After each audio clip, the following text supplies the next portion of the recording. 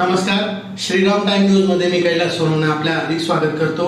सुरुवातीला पाहूया 24 तासातील ताज्या घडामोडी। जिल्ह्यासह शहरात राखी पौर्णिमा अर्थात रक्षाबंधनाचा सण उत्साहात साजरा। धुळे महानगर भाजप व महिला आघाडीतर्फे रक्षाबंधन पर्वाच्या कार्यक्रमाचे आयोजन। विश्व आदिवासी दिवसानिमित्त रॅली काढत विश्व आदिवासी दिवस करण्यात आला साजरा। आणि राष्ट्रीय दर्पण कार्यगौरव पुरस्कार प्राप्त झाल्याने मनोज गर्दे यांचा करण्यात आला सत्कार। आता बातमीपत्र विस्ताराने। धुळे जिल्ह्यासह शहरात राखी पौर्णिमा अर्थात रक्षाबंधन हा बहीण भावामधील खास नात्याचा सण मोठ्या उत्साहात साजरा करण्यात आला। धुळे जिल्ह्यासह शहरात राखी पौर्णिमा अर्थात रक्षाबंधन हा बहीण भावामधील खास नात्याचा सण उत्साहात साजरा करण्यात आला। समाजात सलोखा आणि एकतेची भावना वाढण्यास चालना देणारा हा सण आहे। या दिवशी बहिणी भावांना राखी बांधून त्यांच्या भरभराटीची, उत्तम आरोग्याची आणि सुखी आयुष्याची सदिच्छा व्यक्त करतात, तर भाऊ बहिणींना भेटवस्तू देऊन त्यांच्या सदैव पाठीशी राहून त्याचं रक्षण करण्याचं वचन देतात। दरवर्षी नारळी पौर्णिमा आणि रक्षाबंधन एकाच दिवशी येतात, मात्र यावर्षी वेगवेगळ्या दिवशी आले। यावर्षी पौर्णिमेची तिथी 2 दिवस असल्यामुळे हा योग जुळून आला आहे। यावेळेस भद्रकाळ नसल्यामुळे नारळी पौर्णिमा आणि रक्षाबंधन हे सण अधिक शुभ ठरत आहे। तसेच या दिवशी सर्वार्थ सिद्धी योग, शोभन योग आणि रवी योग हे 3 शुभ योग एकत्र येत आहेत, त्यामुळे या दिवसाचे महत्त्व आणखी वाढले आहे।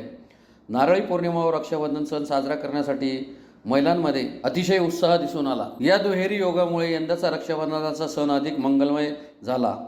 हा संयोग अनेक वर्षांनी प्रथमच घडला आहे। शहरासह जिल्ह्यात लहानांपासून वृद्धांपर्यंत बहिणींनी भावांना राख्या बांधत हा सण उत्साहात साजरा केला। धुळे महानगर भाजप व महिला आघाडीतर्फे बहीण भावाचे नाते वृद्धिंगत व्हावे यासाठी रक्षाबंधन पर्वाच्या कार्यक्रमाचे शहराचे आमदार अनुप अग्रवाल यांच्या मालेगाव रोडवरील जनसंपर्क कार्यालय येथे आयोजन करण्यात आले होते। धुळे शहरातील मालेगाव रोडवरील आमदार अनुप अग्रवाल यांच्या जनसंपर्क कार्यालयात भाजप व महिला आघाडीतर्फे रक्षाबंधन पर्वाच्या कार्यक्रमाचे आयोजन करण्यात आले होते। रक्षाबंधन पर्वाच्या प्रदेश संयोजिका जयश्री आयराव यांनी प्रास्ताविकात सविस्तर माहिती देत त्याचा उद्देश स्पष्ट केला। यावेळी बोलताना आमदार अनुप अग्रवाल म्हणाले की रक्षाबंधन पर्वानिमित्त पक्षाने कार्यक्रम दिला आहे। भाजप हा केवळ पक्ष नसून एक परिवार आहे। या परिवाराचे राज्याचे प्रमुख मुख्यमंत्री देवेंद्र फडणवीस यांनी सरकारच्या माध्यमातून राज्यातील महिला भगिनींसाठी अनेक कल्याणकारी योजना सुरू केल्या असून त्यांचा लाभ प्रत्येक महिला घेत आहे। यामुळे आता आपण सर्व महिला भगिनींतर्फे देवाभाऊंना पाठवण्यासाठी घरोघरी जाऊन राख्या संकलित करायच्या आहेत। त्यासाठी आवश्यक ती पाकिटे प्राप्त झाली असून या पाकिटांमध्ये लाडक्या बहिणींसाठी राबवल्या जाणाऱ्या प्रत्येक योजनेची माहिती देणारी छोटी पुस्तिका आहे। येत्या 15 ऑगस्ट पर्यंत प्रत्येक प्रभागातील पक्षाच्या महिला, पुरुष, पदाधिकारी, कार्यकर्त्यांनी घरोघरी भेट देऊन जास्तीत जास्त राख्या संकलित कराव्या असे आवाहन त्यांनी केले। या प्रसंगी भाजपचे प्रदेश सरचिटणीस डॉक्टर सुशील महाजन, भाजपचे महानगर जिल्हाध्यक्ष गजेंद्र रामपळकर, ज्येष्ठ पदाधिकारी विजय पाचापूरकर, भीमसिंग राजपूत, महादेव परदेशी, भिकन वराडे, महिला आघाडीच्या प्रदेश उपाध्यक्ष तथा रक्षाबंधन पर्वाच्या प्रदेश संयोजिका जयश्री आयराव, सहसंयोजिका तथा माजी उपमहापौर कल्याणी अंपळकर, मंगला कवडेवाले, माजी महापौर प्रतिभा चौधरी, बेटी बचाव बेटी पढाओच्या संयोजिका अल्पा अग्रवाल, मायादेवी परदेशी, व्यापारी महिला आघाडीच्या कीर्ती वराडे, कामगार आघाडीच्या सुनीता सोनार आदी उपस्थित होते। सौभाग्यवतीने त्या ठिकाणी त्यांना सांगितलं पाहिजे तर देवाभाऊची तर आपण राखी दिलीच, परंतु माझ्या नवऱ्यालाही काही तुम्ही राखी बांधा, आई तर तुमचा भाऊ आहे, बस एवढे 2 शब्द सांगा। बघा त्या घरात तुमच्याविषयी काय आदर येतं आणि काय परिणाम। 9 ऑगस्ट विश्व आदिवासी दिवसानिमित्त धुळे शहरातील 6 वसतिगृहाच्या विद्यार्थिनींतर्फे शहरातून रॅली काढत विश्व आदिवासी दिवस साजरा करण्यात आला। 9 ऑगस्ट क्रांती दिवस तथा विश्व आदिवासी दिवसानिमित्त धुळे शहरातील 6 वसतिगृहांच्या विद्यार्थी व विद्यार्थिनींतर्फे शहरातून रॅली काढण्यात आली। भारतात 9 ऑगस्ट हा क्रांती दिवस साजरा होत असला तरी संयुक्त राष्ट्र संघटनेच्या घोषणेनुसार जगभरातील आदिवासी बांधव मात्र हा दिवस विश्व आदिवासी दिवस म्हणून साजरा करीत आहेत। हा दिवस मनवण्यामागे युनोचा व्यापक उद्देश राहिला। त्यात जगभरातील आदिवासींच्या मानवी अधिकाराचे संरक्षण व्हावे, जल, जंगल व जमिनीवरील अधिकार अबाधित राहावा, त्यांची वैशिष्ट्यपूर्ण संस्कृती, स्वतंत्र ओळख व अस्तित्वाला कुठलाही धोका निर्माण होणार नाही, एवढेच नव्हे तर आदिवासींच्या आत्मसन्मान व अस्मिता टिकवणे असा उद्देश राहिला आहे। त्यामुळे धुळे शहरातील 6 वसतिगृहांच्या विद्यार्थिनी व विद्यार्थ्यांतर्फे भीमनगर येथील डॉक्टर बाबासाहेब आंबेडकर यांच्या पुतळ्याला एकत्र येऊन अभिवादन करीत रॅली काढण्यात आली। शहरभर आदिवासी नृत्य व पेहराव करून आदिवासी दिवस साजरा करण्यात आला। पूर्वफल आहे आमच्या 6 वसतिगृहांच्या विद्यार्थी आणि विद्यार्थिनींमार्फत आज जागतिक आदिवासी दिनानिमित्त डॉक्टर बाबासाहेब आंबेडकर यांच्या पुतळ्याला अभिवादन करून गौतम बुद्ध यांच्या पुतळ्याला अभिवादन करून आम्ही रॅलीचं आयोजन केलेलं आहे। आज जागतिक आदिवासी दिन आहे।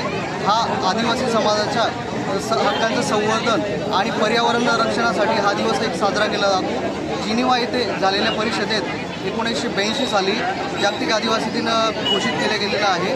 त्या अनुषंगाने आदिवासी लोकांचे संवर्धन आणि त्यांच्या संस्कृतीचं जतन करण्याच्या उद्देशाने आम्ही हा कार्यक्रम धुळे शहरातून रॅलीच्या मार्फत आयोजित करीत आहोत। धुळे जिल्हा मराठी पत्रकार संघाचे अध्यक्ष मनोज गर्दे यांना यावर्षीचा राष्ट्रीय दर्पण कार्य गौरव पुरस्कार प्राप्त झाल्याने त्यांचा धुळे जिल्हा मराठी पत्रकार संघाच्या कार्यालयात सत्कार करण्यात आला। नाशिक येथील दर्पणकार बाळशास्त्री जांभेकर पत्रकार संघातर्फे दिला जाणारा यावर्षीचा राष्ट्रीय दर्पणकार कार्यगौरव पुरस्कार धुळे जिल्हा मराठी पत्रकार संघाचे अध्यक्ष मनोज गर्दे यांना जाहीर झाला आहे। त्यानिमित्त धुळे जिल्हा मराठी पत्रकार संघातर्फे दिनांक 9 ऑगस्ट रोजी सकाळी 11 वाजता पत्रकार भवन येथे त्यांचा सत्कार समारंभाचा कार्यक्रम संपन्न झाला। यावेळी माजी अध्यक्ष रवींद्र इंगळे, मिलिंद वैसाने, चंद्रशेखर पाटील, सुनील पाटील, ओम शर्मा, सिद्धार्थ पारेराव, मोहन मोरे, नूरका पठाण, अतुल पाटील, सचिन बागुल, तुषार बापना, रवींद्र नगराळे, मनीष मासुळे, पुरुषोत्तम गरुड, आकाश सोनवणे, राकेश गाळणकर, निलेश भंडारी, वीरेंद्र मोरे, पंकज पाटील, कल्पेश पाठक, संजय पाटील, गोरख गर्दे, कार्तिक सोनवणे, संतोष दोरकर, भास्कर फुलपगारे आदी उपस्थित होते। आपल्यातीलच आपल्या धुळे जिल्हा मराठी पत्रकार संघाचे अध्यक्ष मनोज भाऊ यांना नाशिकच्या दर्पणकार बाळशास्त्री जांभेकर पत्रकार संघातर्फे जो पुरस्कार जाहीर झालेला आहे, आपल्या धुळे जिल्हा मराठी पत्रकार संघाचा देखील तो एक सन्मान आहे असं मी मानतो। पत्रकारिता या ठिकाणी सुरू आहे।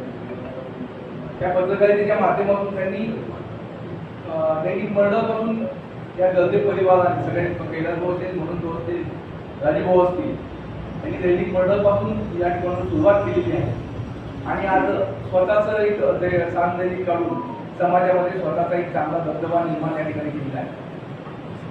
त्यांनी गावकरी दैनिक आपला महाराष्ट्र इथे देखील त्यांनी छायाचित्रकार म्हणून किंवा एक पत्रलेखनाची जबाबदारी त्यांनी सांभाळलेली आहे।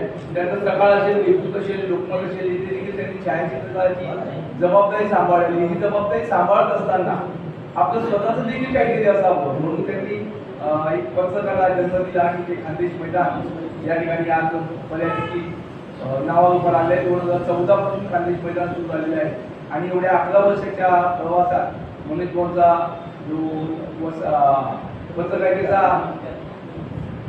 छाप आहे ती सर्व अधिकाऱ्यांवर, वर्गांवर आणि सर्वसामान्य माणसांवर या ठिकाणी पडल्याची आपल्याला दिसून येणार। मनोज भाऊ फक्त एक पत्रकार, आपण सर्व पत्रकार म्हणजे काय असतो तर समाज जनजागृती करण्याचं काम आपलं असतं। जी लोकांना बातमी माहिती नाही ती बातमी लोकांना माहीत करून देण्याचं काम आपण पत्रकारिता करतो आणि हीच भूमिका मनोज भाऊ अतिशय बळकटपणे बजावताना दिसत आहेत आणि म्हणून त्यांना नाशिकच्या दर्पणकार बाळशास्त्री जांभेकर संघाने त्यांना 2025 चा पुरस्कार या ठिकाणी जाहीर केला आहे।